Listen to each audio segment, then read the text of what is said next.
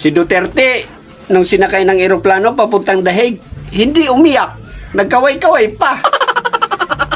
Yung convicted na kriminal, kidnapper, bumasa lang, umiyak. Emotional yan. Artistahin yan. Nung dumating kahapon sa Kongreso, naka-headgear, bulletproof, pinusasan. Ito, simple logic. Akala ko ba'y trusted witness yan?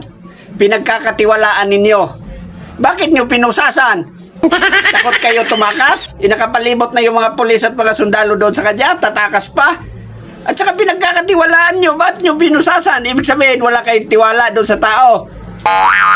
Oh, yung mga baser, sasabihin nyo na naman, bobo ako. Sabihin nyo, protocol yon. Alam ko, protocol yon. Sa isang convicted na kriminal. Convicted pala? Criminal pala? Pilitin nyo kaming maniniwala? Doon pa lang hindi na kami magtitiwala. Kayo nga, hindi nga kayo nagtitiwala. Pinusasan nyo pa eh. Takot kayo. Kami pa kaya? Come on. Huwag kang gamol.